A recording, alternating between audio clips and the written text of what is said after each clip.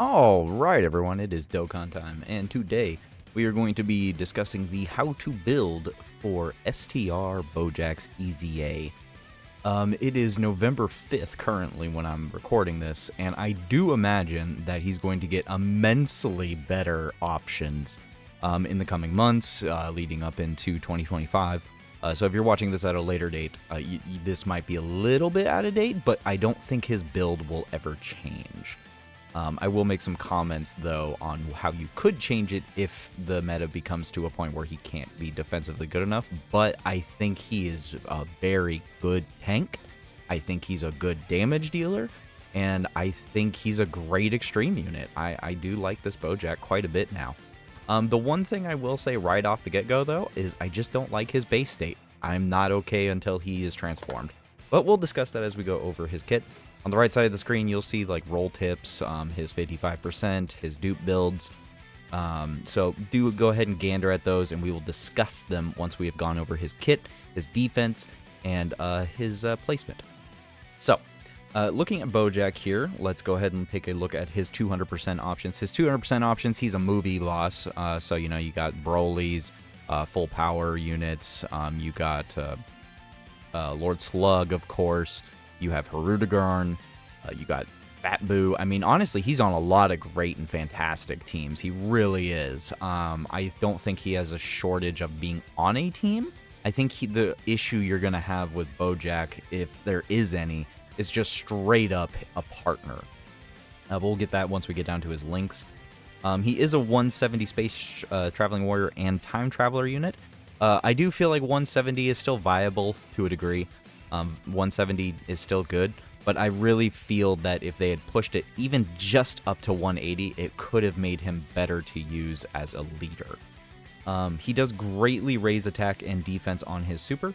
He has attack and defense of 150%, and then extreme class allies attack and defense plus 30%.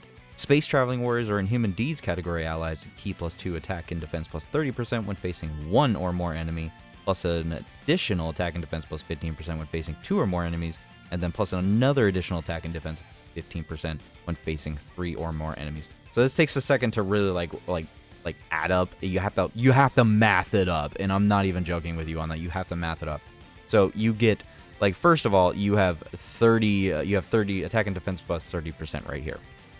And then as long as they're space traveling warrior or inhuman deeds, they will also get the key plus 2 attack and defense of yeah, so it's confusing here. So extreme class allies, attack and defense 30%. Space traveling warriors and inhuman deeds also get key plus 2 attack and defense plus 30% when facing one enemy. So that right there is a 60% support right there. But when you're fighting 2 or more enemies, this is boofed to an additional 15, which means that's 75% support right there. And then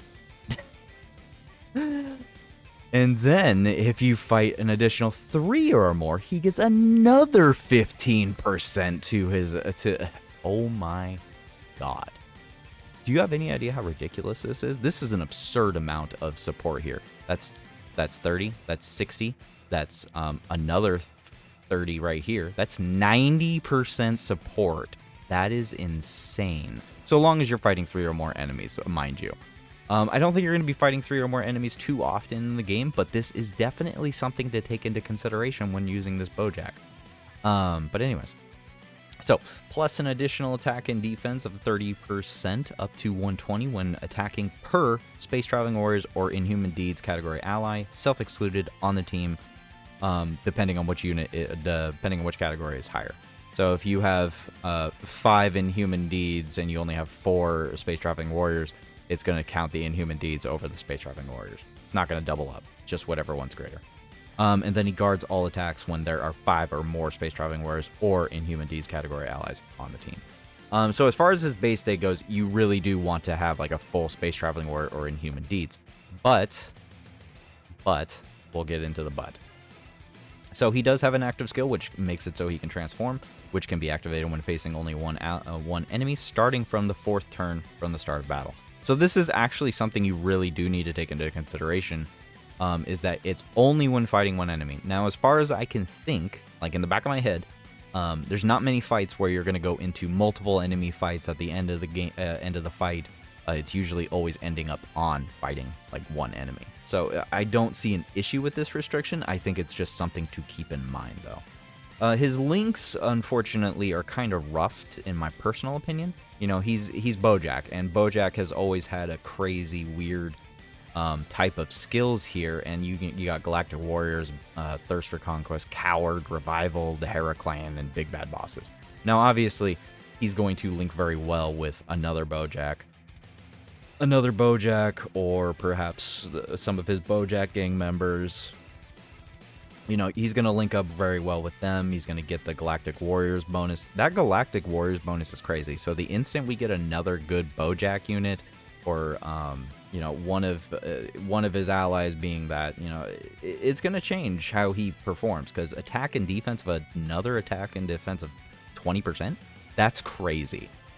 So I mean, the way he performs without his Bojack gang links is going to be very different from if you don't have them activated. So that is definitely something to keep in mind with him. Let's go ahead and take a look at his full power form when he transforms. So when he transforms, he actually greatly stacks his attack by 50% on every super, and he greatly raises defense for only one turn. So stacking attack is good. It definitely is nice. He has Ki +3 attack and defense plus 240 and guards all attacks. So he is no longer restricted to the categories of which he was in his base state. And this is why I was saying in the beginning of the video, I don't like his base state. His base state hurts. It's oddly restricted, but when he transforms, all restrictions are lifted. You know, this is a good thing because it gives him more viability on other teams. What it means, though, is that you want to basically throw him onto floating position so that you can transform him when he comes back. I think a lot of people have a very similar, you know, thought process to this with, like, I believe a lot of people did this with Gogeta Blue from 9th Anniversary. They often still do, or did always float Gogeta until he could transform. The same thing needs to be done with Bojack, in my personal opinion. He does launch an additional attack that has a 50% chance of becoming a super. He also randomly changes key spheres to STR key spheres. And then additional attack and defense 120 when attacking, and attack plus 60% and defense plus 30% when attacking with 3 or more key spheres. And then another additional attack plus 60% and launches another additional attack that has a 50% chance of becoming a super when attacking with 6 or more key spheres. So he is orb hungry, but he is an orb changer. So as long as you orb management and give him 6 key spheres, you know, he's got a lot of good utility right there. His links don't change, and his, you know, his better link partners don't change either. It's just the same thing. Bojack gang, or basically anyone with Thirst for Conquest and Big Bad Bosses. I will say Revival. If you can find a unit with Revival, that would be a very good one to rock with. So my personal opinion, you know, like Hirudegarn has Revival. It's just Ki +2. But, you know, if you fall below 50% HP, you could be getting some buff right there with recovering HP and a little bit of extra attack and defense. It is pretty nice. I would say Hirudegarn's one of his better allies, because Bojack is not a slot 1 unit. He's a slot 2 unit. And I'm gonna show you exactly why he's a slot 2 unit, more so than he is a slot 1 unit. So Bojack, compliments of Halvard here with the calculations. Start of turn defense is only 326 in his base. Full Inhuman Deeds team, fighting 3 or more enemies with 40% support. You know, he's hitting 1.7 million defense if he double supers. You know, that's not too bad. That's not too shabby. 1.7 million is nothing to snuff at. You know, you got guard. It's pretty decent. It's not bad. It's not bad at all. But what we care about, in all honesty, what we really care about is when he transforms. Because when he transforms, this is when we're getting into the money. 358k still only, you know, with 6 keys for start of turn defense, nothing really. But when he's additionaling, oh my goodness. If you get this guy to double, triple super with support, which is very easy to do in a majority of teams now, you know, you're hitting max possible of 3 million defense. That's nuts. And I will tell you, that this unit can get into the 20 mil plus range by turn 4 or 5. Turn 4 or 5, he can launch out 2, 3, 4. He can triple quad super 20 million, 25 million stats. So if the fight goes on any longer, I mean, this guy could be launching 30 million supers at a certain point. He's a stacker after all. So, yeah, good defense, good damage. I like this Bojack. I really do like this Bojack quite a bit. I really do. So, I do want to try and get into his builds next. I want to get into his builds and then into his roles. So let's kind of go over that real quick here. So, let me go on. So we are at the 55% build here on the right side of the screen here. I do suggest just giving him crit. If you didn't notice while we were scrolling through all of his stuff, he has no attacks effective against all types. He has no crit. He just has his built-in hidden potential crit, which would be a level 5. I suggest if you only have a 55% copy, just give him an infinite equip level 5 crit orb. Rock the 20% chance to crit. He's got built-in additionals.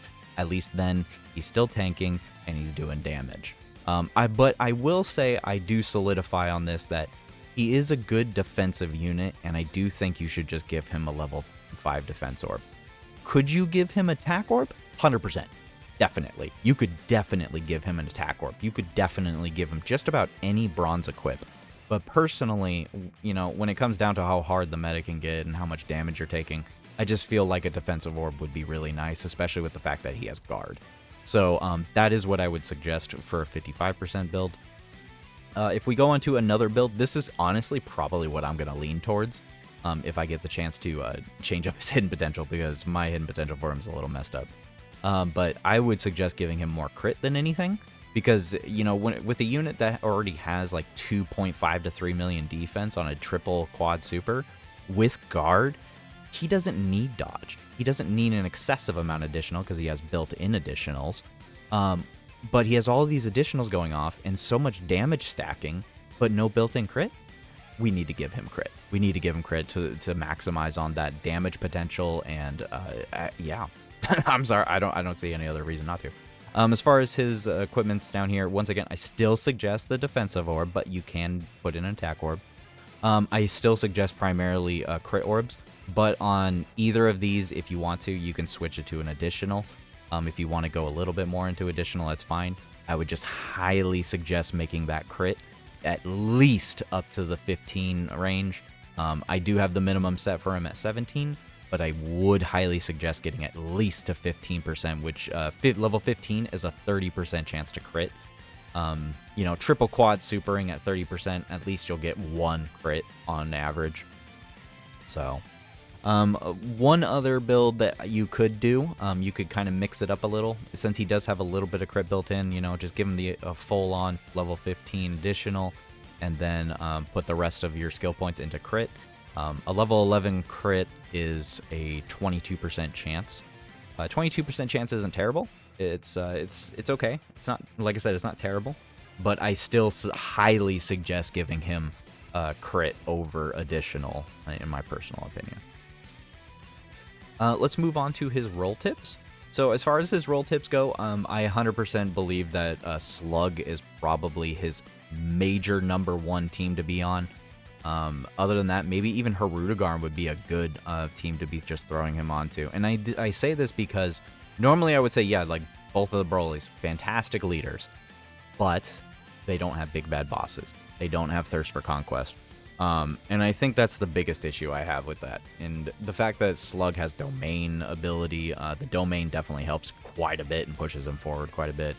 And then you have a decent link partner with Hirudegarn, with the Revival, the Key, and the big bad bosses. And not to mention, he's an excellent slot 1 dodge tank. I think he's a very good leader to be rocking with him. And I'd say Slug is probably just the ideal partner only because of big bad bosses, because of the domain, and I think that would be the primary reason for it.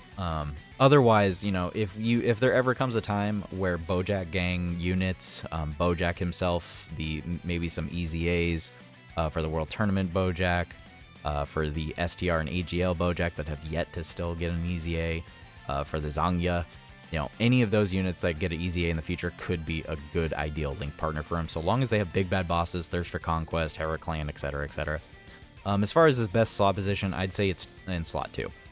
If we go take a look back at the Halvard defenses here, you got to understand that he only has 400k start-to-turn defense. 400k start-to-turn defense is not ideal when being put into slot 1, because if you get hit with, even a 1.5 million super, you could die. Guard is strong. It's not that strong. But, post super, he's fine. Post super, as long as he at least double supers with support. Double supering with support, you're hitting over 2 million. With guard, you'll probably live a majority of super attacks from the high level fights. So that is my suggestion, is putting him in slot 2 primarily. But anyways, I think that's about it. Yeah, I think that's about it. I'm happy with that. So I do like Bojack as a final comment here. Bojack is awesome. I think he's good. I think he's got a lot of good team options. My only biggest issue with him is that I don't have a good link battery for him. I wish I had a better link battery for him. I think at the end of the day, one day, we're going to get a new Bojack or a new, Bojack team units that could be mixing with him, that could really give him a solid buff, because the Heraclan giving extra crit, more key, Galactic Warriors giving it more attack and defense of 20%, along with all of that, that could be a very big increase in his defense and his damage if you could get it all off. But as it currently stands, you're not rocking almost any of these. You're not rocking double STR Boujack. You're not. On a 170 team, no, there's no point to it. You're not rocking these un-EZA'd ones. You're not rocking the LR Bojack gang. You're not even rocking this World Tournament Bojack, which isn't a terrible unit, but he's definitely not meta-worthy. And you're not rocking Zamya. His next best link partner is just Garlic Jr., but until Garlic Jr. gets a EZA, he wouldn't be an ideal link partner because he's just too squishy. And that pretty much leads us down to, any unit that has big bad bosses, basically, and Thirst for Conquest. That would be his ideal link partners. So, anyways, guys, let me know how you decide to build Bojack, and I hope you have a good day and a good night.